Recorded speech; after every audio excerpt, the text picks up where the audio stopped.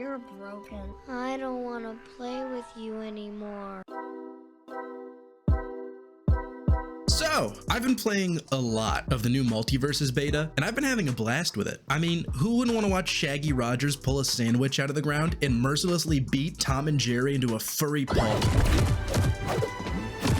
It's such a power trip. But as each day has passed in the beta, I've been having very yellowy flashbacks, and it has me wondering about the future of this game and what happens once it fully releases. I've already had a few too many conversations with friends trying to explain that this is a new game and it's not All-Star Brawls from Nickelodeon. Because to a lot of people who have better things to do in their life than look at gaming news, it can be really easy to confuse the two on paper, especially with the timing. All-Star Brawl literally came out less than a year ago. They're even both kind of doing the same sales pitch. Yeah, so it's like Smash, you know, that game you like from your childhood, but with different characters you love from your childhood. Yeah, you'll love it. And it's in those similarities that I'm worried. I don't know about you, but I haven't touched All-Star Brawl since it released, because in all honesty, it kind of fell off, despite generating a ton of buzz when it came out and honestly being really fun. And it's in the wake of All-Star Brawl's death. No, not you. Nobody likes you. But it's in the wake of All-Star Brawl's death that has me kind of feeling a bit uneasy about Multiversus' ability to last. It's important to keep in mind, All-Star Brawl died only a month after its release, which as far as online games go, and especially when you think of the legacy and how long Smash has been around, or other successful platform fighters like Brawlhalla, the speed of All-Star's failure is really bad. But I think if we look into this death, we can see if Multiverses will fall to the same fate, or maybe even, hopefully, rise above it and last for a long time.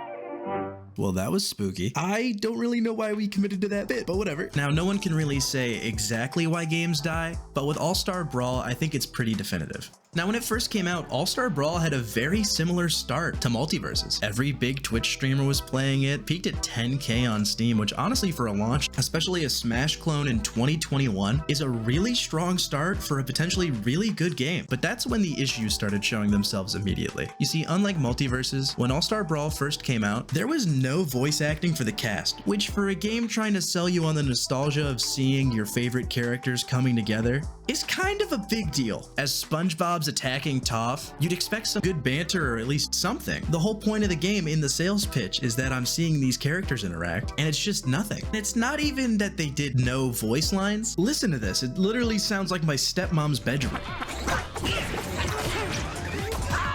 But seriously, it's just boring stock combat sounds in a game that's trying to sell you the experience of playing your favorite characters and having them interact with your other favorite characters, and you just have them silently smackboxing the shit out of each other. It makes them not so much feel like themselves, but just a skin on a husk. It's kind of the same feeling Fortnite skins have. It never feels like you're the character, you're just wearing the character. Ugh. And it seems like Multi learned from that mistake, because straight from the launch, we're getting all of the voice actors. We have Kevin Conroy as Batman. We have the original voice actors for Finn and Jake. They even are getting LeBron? And with each new matchup you do, you just kind of get little flavors of interactions between each character. Batman will throw a jab at Jake the dog. Shaggy will insult or hit on Harley Quinn. Not cool, man. It's just a fever dream to listen to. And honestly, it makes not only playing the game fun, but just listening to it's a blast. There have been so many times I've been in a Discord call with a friend and we both have to just pause and laugh at whatever the hell noise Tom just made as he got blasted off stage. And in recording this, I actually went back to go play All-Stars, and it is 100% worth noting, I actually did add voice acting to the game, and it makes a huge difference. But the issue is, the game's kind of already dead. I do really encourage you to go back and play it with the voice acting to see how much of a difference it makes, but adding the voice acting 7 months after the initial release kind of feels too little too late. But voice acting isn't the only thing that sells a character. It's how they move and how they're presented, and in All-Star Brawl, that husk feeling is kind of emphasized. There's almost no no variation in character playstyle aside from their specials. See, an uppercut on April O'Neil is the exact same uppercut on Cat Dog, and really every single other character. Yeah, Toph can earthbend, or Toast Guy can do whatever Toast Guy does. But in a cast of quirky and different characters, the personalities should be the things that shine through, and more than just SpongeBob holding a spatula. Again, if you look at Multiverses, Jake plays completely different to Shaggy, and my favorite example of this is in Tom and Jerry's whole model. See, Tom and Jerry aren't fighting you, they're fighting each other. Every single one of their animations is Tom trying to provoke harm onto Jerry and Jerry dodging it. It's made them my favorite character, and honestly my main, just because I enjoy watching them. And believe me when I tell you, that's only a small detail in a lot of Easter eggs with each character. Hell, when Velma drops her glasses when you hold down, the screen actually goes blurry. And it's these little attentions to detail mixed with the voice lines and everything else that really make it feel like you're getting the characters that were sold to you, on top of each one having a different competitive edge and different play style.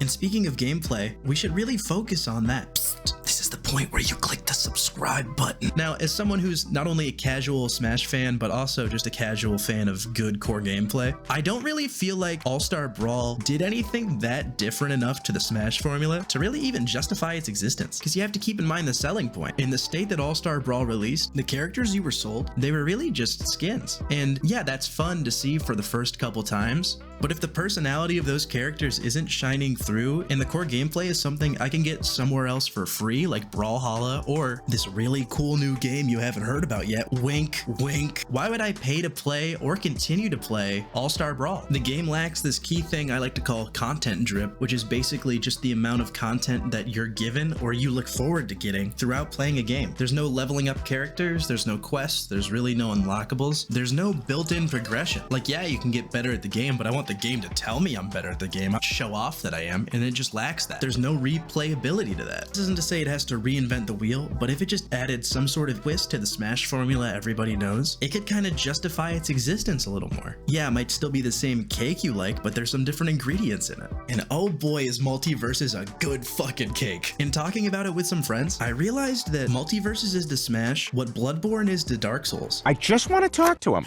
And before you stab me, Smash fans, I'm one of you, so just hear me out. I just want to talk. You can't shoot him! Wait, what?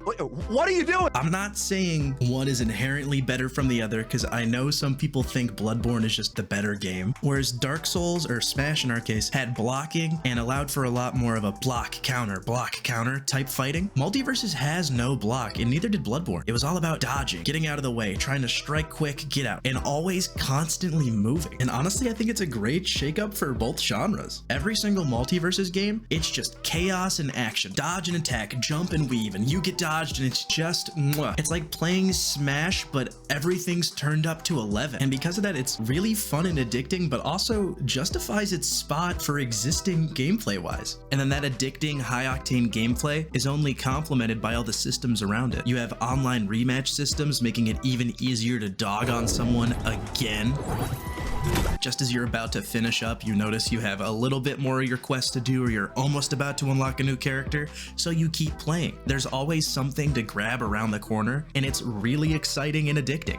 Not only are the characters fun, yeah, you can't get this fast-paced twist on Smash anywhere else. And on top of that, the barrier of entry is even lower than Brawl Stars because Multiversus is free to play. And while I'm not saying free to play is the method to go for every single game ever, especially Smash clones, and I definitely have issues with it, if I want a new character, I still have to grind for it, and there's a chance I get the character and I don't like it. That actually happened to me with Velma. I played against Velma, she dogged on me, and I was like, well, there's no way I could have lost to someone better than me, so it has to be the character. That was not the case. I don't like playing Velma. It's kind of bad. I wish I could refund my coins. That's already a fix right there. So, is Multiversus gonna end up like Brawl Stars and stay in the graveyard of Smash clones that have come out throughout the ages? Stay down there. Nobody really knows. Only time could tell. I thought Halo Infinite was gonna be great, and oh my, I put my eggs in the wrong basket. But if you were to ask me, I don't think Multiversus will end up like All-Star Brawl. This beta has been some of the most fun I've had in gaming, and I don't think I'm gonna stop playing anytime soon, even after when the full game comes out. But really, that's my takeaway. I would love to know what you guys think. If you're enjoying Multiverses, if you love All-Star Brawl and you now hate me, I'm really excited for the potential this game has. And specifically, I want a big Chungus skin. I want a big Chungus skin. That's what I'm holding out for. If they make it, they're gonna have all of my money. And that's pretty much it. Bye.